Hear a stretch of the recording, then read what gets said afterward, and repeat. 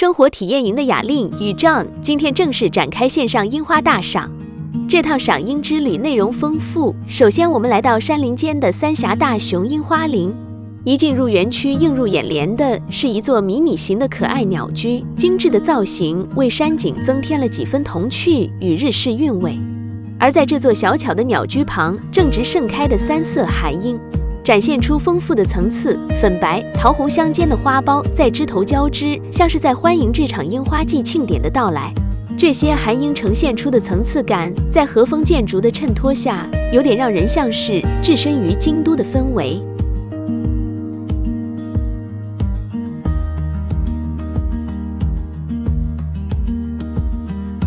三色寒樱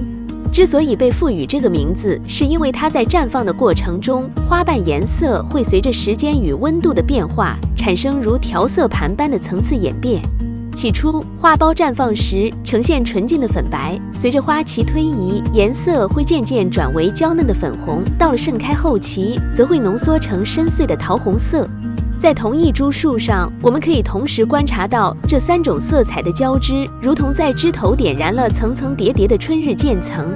正是这种独特的色彩变换，让雅令与John在镜头前流连忘返，深深沉浸在三色寒樱独有的视觉张力中。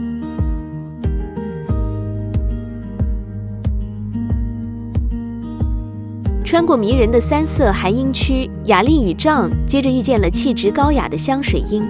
香水樱不仅拥有粉嫩柔软的蝉翼花瓣，更散发着一股淡淡的优雅清香，让这场线上赏樱不仅是视觉的享受，连空气都变得甜美，让人真正体会到暗香浮动的浪漫氛围。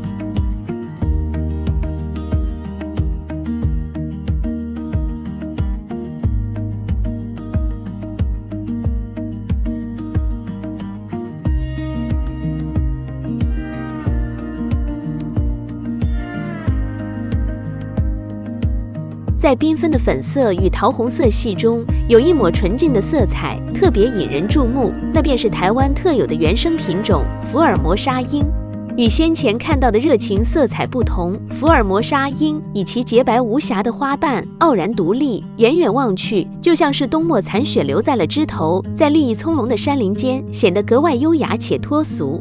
这种樱花之所以珍贵，不仅在于它是台湾本土的白花山樱，更在于其细致的铃铛状花朵。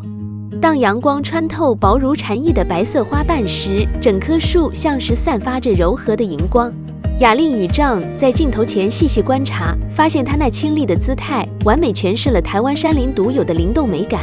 在这一片粉色风暴中，福尔摩沙樱的纯白为这场线上大赏带来了最动人的视觉转折，让人不由自主地驻足屏息，感受这份纯粹的樱之礼赞。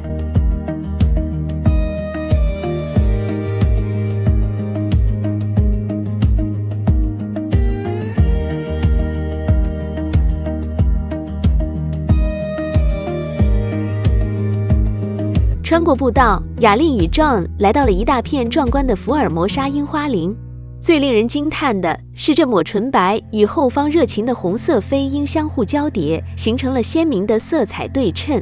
纯洁的白与深邃的红在山坡上层层堆叠，宛如大自然精心的杰作。这种红白相映的视觉张力，将整座山林的层次感推向了极致，美得令人目不暇接。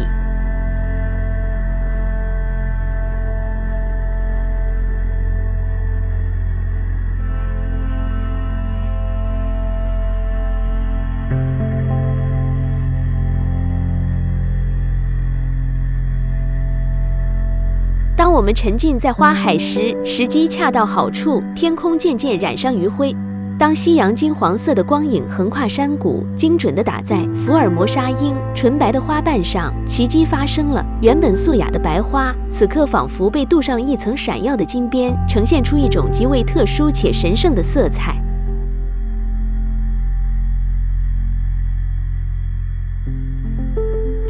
雅令与John站在树下惊叹不已，因为这种光影与花瓣交织出的通透感与生命力，是任何高规摄影机都难以100%还原的。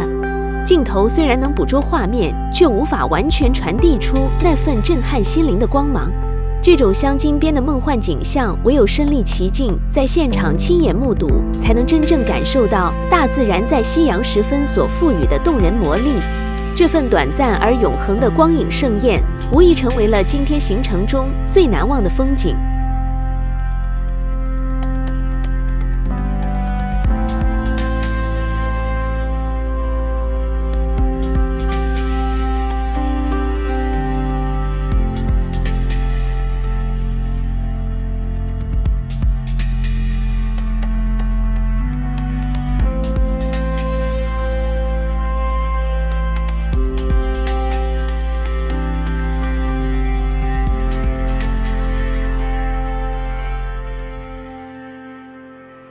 随着时间流逝，天空的色调逐渐转深，大熊樱花林最具代表性的特色赏夜樱正式登场。此时，太阳已经慢慢没入地平线，金黄余晖隐去，取而代之的是园区内渐次点亮的灯光。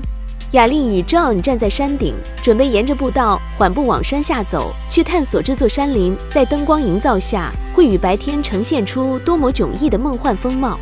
不同于白天的清新脱俗，夜晚的樱花森林像是披上了一层神秘的面纱，等待着大家去发现那份深邃的美感。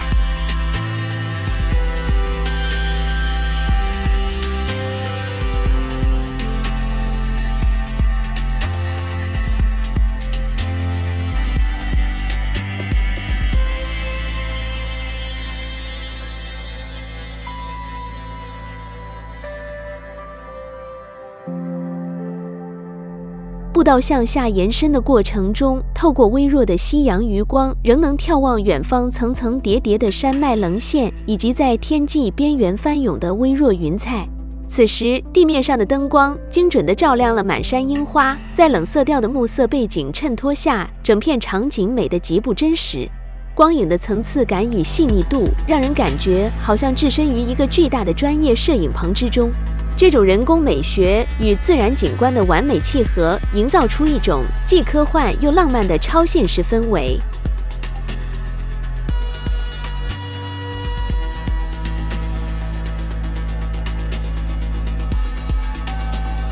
随着夜色完全笼罩山谷，大熊樱花林的气氛变得愈发沸腾。此时的观光人潮非但没有减少，反而因为夜莺的灯光秀而更加络绎不绝。步道上手持摄影装备的游客，大家都在寻找最佳的角度，捕捉这难得一见的夜间奇景。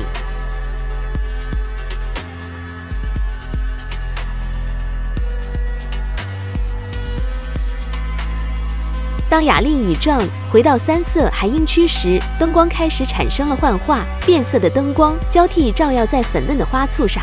随着灯光由暖红转向深紫，再转向冷蓝，三色含樱在不同的波长下展现出诡谲而华丽的视觉效果。这种刻意营造的绚丽感，虽然与白天的清新大相径庭，却也让樱花呈现出一种如梦似幻，甚至带点超现实的神秘感。究竟是美是奇，全凭每个人的审美眼光去体会。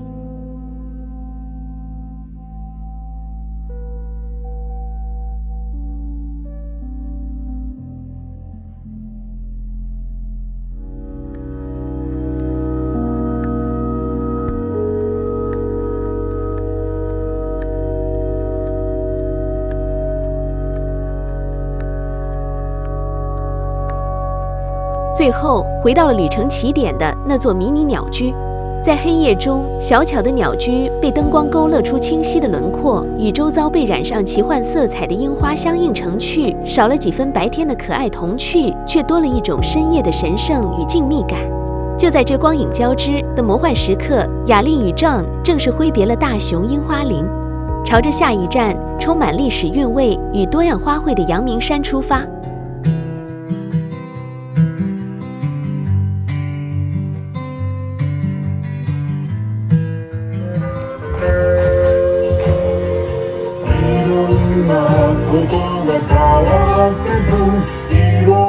抵达阳明山，雅丽与 John 的运气显得格外好，正好赶上了阳明山花季的开幕仪式。舞台上，舞者们身着华丽的和服，随着悠扬的音律跳起细腻的传统日式舞蹈。优雅的舞姿与周遭山景交融，为这场樱花盛会注入了浓厚的文化气息，也宣告了阳明山春之飨宴正式展开。走进广阔的阳明山樱花林区，目前的樱花大约开了3到4成。虽然尚未全数满开，但那点点绽放的山樱花以其深邃的绯红，在翠绿的山林间勾勒出一幅灵动的画面。漫步在林间步道，空气中带着草木的清香与微凉的山风。脚下的石板路蜿蜒而上，两旁的山樱花正含苞待放，或出世啼声，那种未完待续的美感，反而让人更能细细品味花朵的姿态。雅丽与丈随着人群漫步，看着蜜蜂在花丛间穿梭，感受着都市中难寻的宁静。大家现在看到的这些深红鲜艳的山樱花，学名叫做飞寒樱，它是台湾最原生的樱花品种。山樱花的适应力极强，从低海拔的平地到海拔3000公尺的高山都能见到它的踪迹，而阳明山这种得天独厚的火山地形与冷凉气候，更是它最爱的生长环境。阳明山的樱花季之所以迷人，就在于它分阶段的接力绽放。第一阶段1月下旬至2月中，由海樱与山樱花领军。山樱花属于低海拔先遣部队，以中型下垂的花朵来保护花粉不被春雨淋湿。第二阶段2月中至2月底，接着登场的是花瓣重叠、色泽浓郁的八重樱以及优雅的昭和樱。第三阶段3月初至3月中下旬，最后由纯净粉白的吉野樱压轴登场。这种由深红到粉白，从原生种到原异种的时序轮转，让阳明山的春天拥有长达2个月的视觉飨宴。雅丽与丈今天看到的这3、4成的山樱，正是这场粉红接力赛的最美开端。离开主景区后，雅丽与丈决定往第2停车场的方向前行，去探寻那里的樱花林。令人惊讶的是，这片稍微远离核心区域的树林，竟然也藏着非常漂亮的樱花绽放。少了人群的喧嚣，樱花的姿态显得更为纯粹且动人。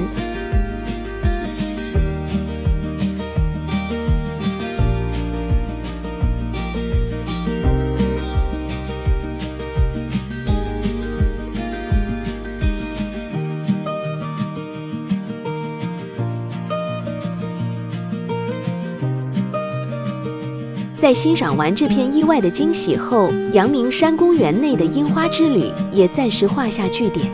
然而，这趟线上樱花大赏还没结束，雅丽与丈接下来要带领大家去探寻一个神秘地点，那就是位于阳明山半山腰、环境清幽的花卉试验中心。那里还有更令人惊艳的美景在等着我们。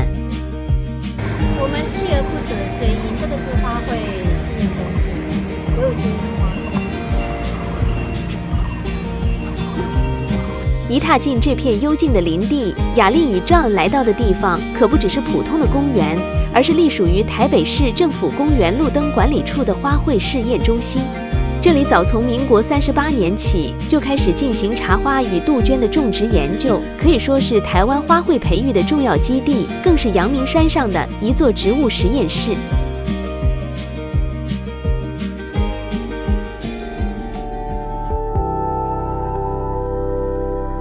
因为具有学术研究的性质，这里的氛围与阳明山公园截然不同。宽阔的林荫大道两旁整齐栽植着不同品种的樱花，每一株都承载着专业的养护与培育历史。这里的樱花密集度高，繁花簇拥在枝头，形成了一道道自然的粉色花团。阳光洒在平整的草地与花林间，空气中弥漫着一股悠闲且专业的气息。对于雅丽与丈来说，来到这里不仅是赏樱，更像是在参观一座活生生的植物博物馆，让人能安静地在花影之下感受这份远离人群、独自与自然对话的恬静。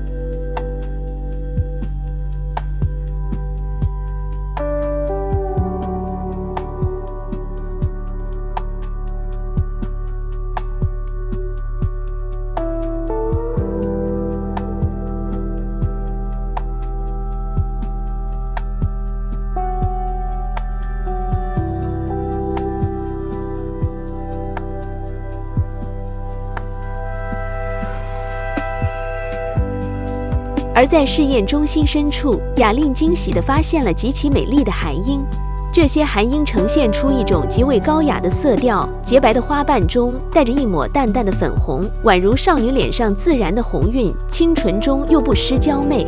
在镜头前，这些白里透红的花朵显得格外精致，每一朵都像是手工雕琢的艺术品。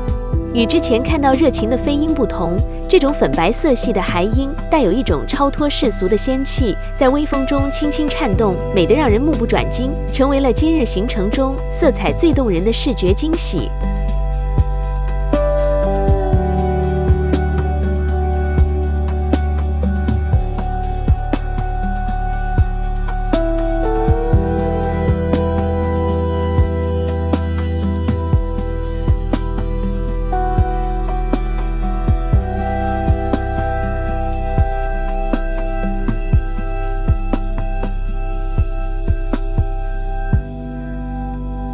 从三峡大熊樱花林的梦幻夜樱，到阳明山花中的缤纷山樱，最后在花卉试验中心的粉白韩樱中收尾。